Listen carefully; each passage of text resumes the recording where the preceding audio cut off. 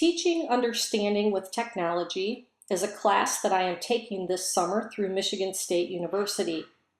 In this class, we were asked to do a networked learning project, and I chose to do mine on self-publishing a children's book. Now, this is not your normal project. For one thing, we were allowed to choose something that we've never done before or something that we've wanted to learn but never have taken the time to do that, as opposed to being assigned a particular topic. But then the real trick of it came in the fact that we were only allowed to use YouTube videos and online help forums to help us piece together what it is that we needed to do. As I began my project and started the search for information to help me, I was quite overwhelmed with the amount of results that came up from my searches, but I was able to narrow it down, and I am very thankful for the first two sources that are listed here. The first one was a video series by a mom who had done her own self-publishing, and she had very good advice. And the second one was a gentleman who had written a book, and his help came in the form of ideas of where to actually get your book published, either hardcover or softcover. Once I had my sources pulled together for me, then I needed to actually work on putting my book together. And I know that it's pretty obvious how to put together a children's book, but I will just quickly take you through my steps so that you can see how my journey went. In step one, I had to pull up the draft that I had written previously, and I reread it and I made some changes to it, and then I moved on to step two. The next step is to think about illustrations. Now, in a children's book, you want your illustrations to be bright and colorful and whimsical and appealing to the young person's eye. I did not make my own illustrations. I was fortunate to have a student in my class a couple years ago who did these for me, and I think they turned out great. An interesting fact about the young lady who helped me with these pictures is not just that she was a former student of mine, but she was part of our inclusive education program.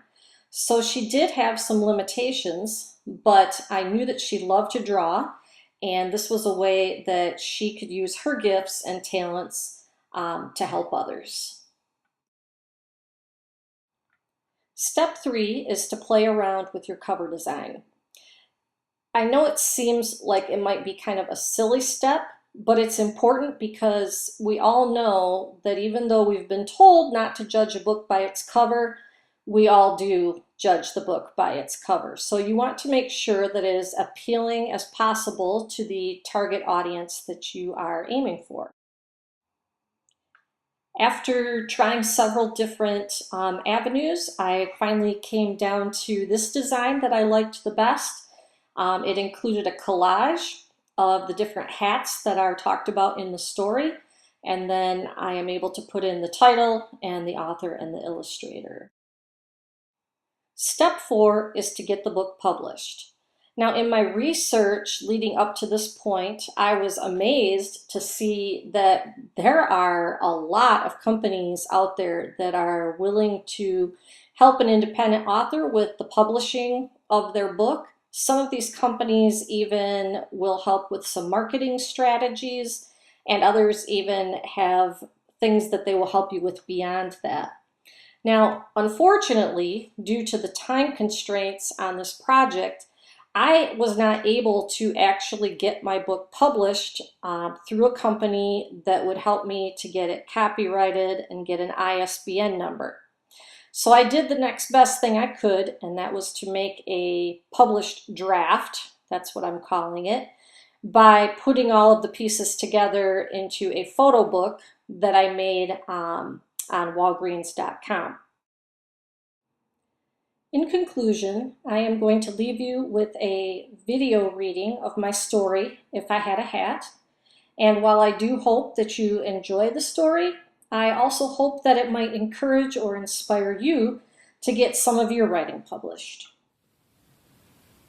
Here is the published draft for If I Had a Hat. I was not able to get it published in such a way that I could get multiple copies. I do not have it with an ISBN number or a copyright or anything like that, but at least it will give you an idea of what someday you might see on the bookshelves in the bookstores. So here you go.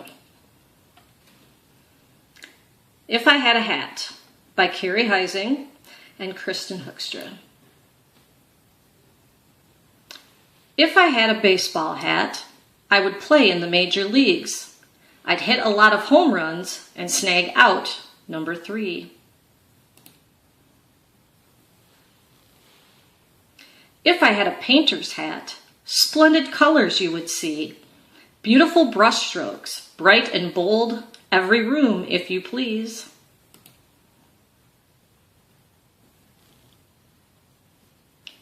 If I had a chef's hat, I would cook up special treats, lots and lots of yummy foods for you and me to eat.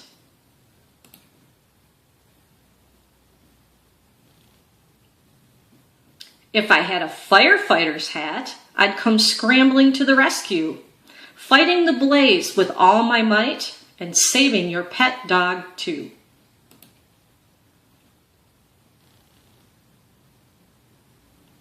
If I had a jester's hat, I would juggle and sing for you, making you laugh until it hurts and you don't know what to do. If I had a beekeeper's hat, the danger would always be near, but I am safe behind the net, so there is no reason to fear.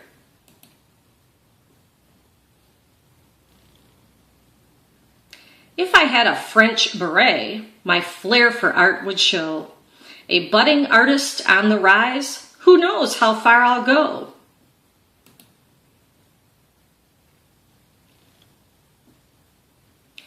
If I had a fishing hat with hooks and lures galore, I'd catch the biggest fish alive and then go back for more.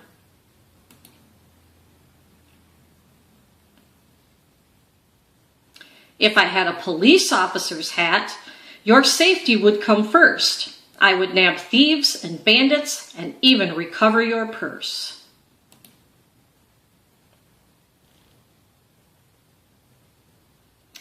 If I had a conductor's hat, in the engine I would be, keeping the train on the tracks and moving at high speed.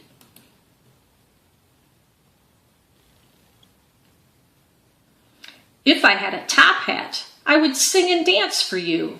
My show would be the best in town. Oops, there's my cue.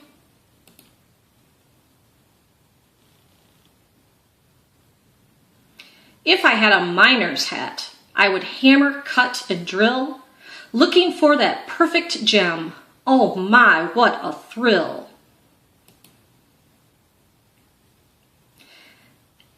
And that is the end of the story, but what you don't see here, because I didn't include it yet, is on the blank side, the white side, I will be adding in a little note that lets people know, lets readers know that the young lady who did the illustrations, she is a former student of mine. She was part of the inclusive education program.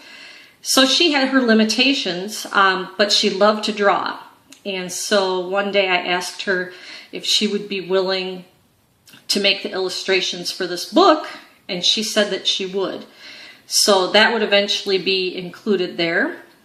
And then on the back side, I've just, well, you have to have a little fun with this, right? So I've got my goofy picture of myself, and it says that I am author and publisher in training. I hope you enjoyed it, and I hope even more that eventually it gets out into the hands of lots and lots of children.